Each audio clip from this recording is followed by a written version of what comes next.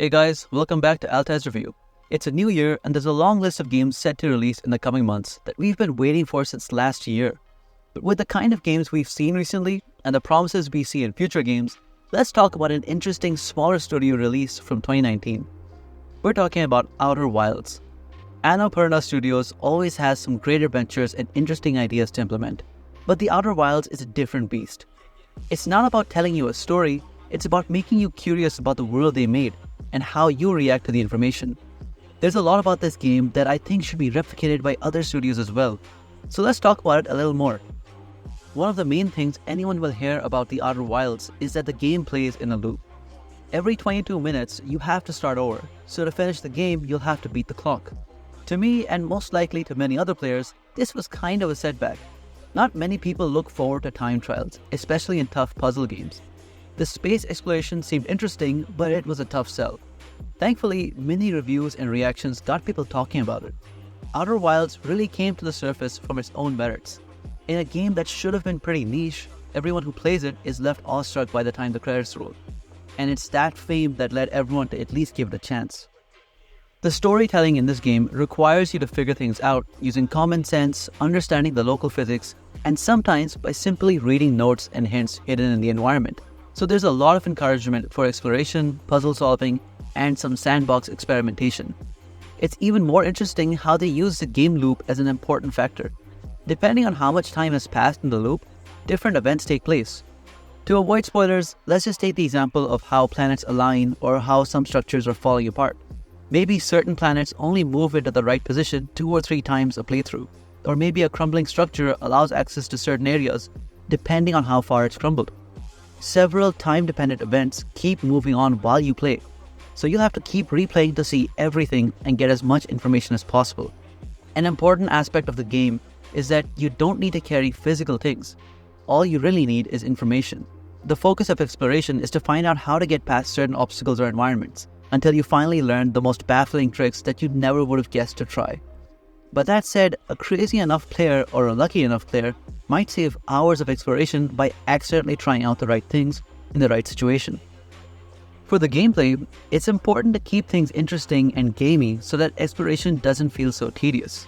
So for starters, your most important tool, your spaceship, is the toughest thing to master in the whole game, and it's probably the best use of physics I've seen even among big studio games. Your ship depends heavily on gravity, air resistance, momentum, and even the damage it takes. Hit the land too hard and you'll have to get out and fix the damaged area. Repairing is pretty easy, but when the ship is floating wildly in space and you have to maneuver yourself in a spacesuit to reach what part you have to fix, things don't seem too easy. And then, depending on what gets damaged, you might lose some important features. Damaged landing gear will make it tough to land on uneven areas, or your ship might just fall into a pit as soon as you get out of the ship.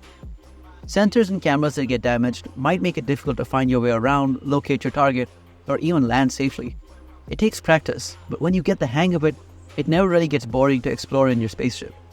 Oxygen and fuel make you think hard about how far you stray from your ship and how long you explore.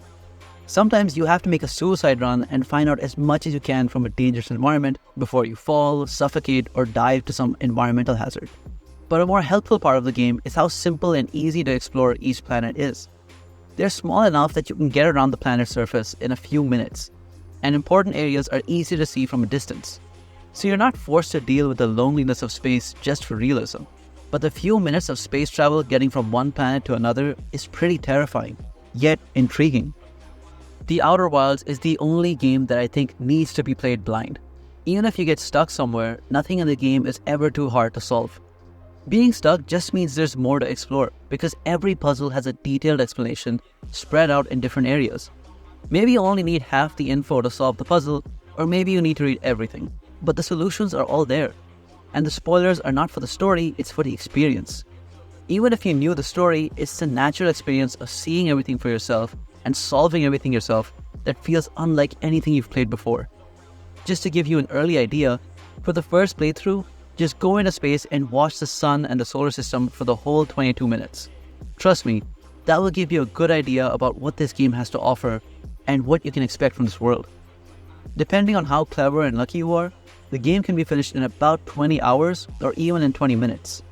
Either way, it's a must play, and I'm surprised the ideas from this game haven't really been replicated in anything else, not even from the same studio. When we talk about no hand-holding, it's astounding how little the game guides you, but not for the challenge. It's almost like solving a mystery. You keep finding more clues, but you get distracted by a different line of breadcrumbs, and you keep thinking about that one weird contraption that you still don't know how to use. But when you solve any puzzle, it feels like you should have known, and it also feels like you'd never figure it out without all the clues and hints. It's genuinely fun and intriguing, and after spending so much time on each planet and reading about the world, you feel comfortable. That's what makes the ending feel so much worse.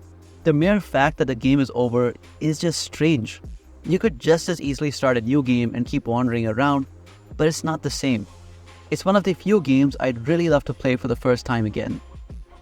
Outer Wilds shows us how easy it is to employ physics, art, and good ideas to make a masterpiece, while thinking about making the player have fun rather than trying to follow the biggest trends and hope for a good review. There's a lot of big games we're expecting this year, and hopefully they'll show us what the gaming community is capable of and redefine modern gaming with high quality in gameplay and graphics together. But let me know what you guys thought about the Outer Wilds and what other games you think had some out-of-the-box ideas. If you enjoyed the video, please leave a like and subscribe. Until then, I hope I see you in the next video.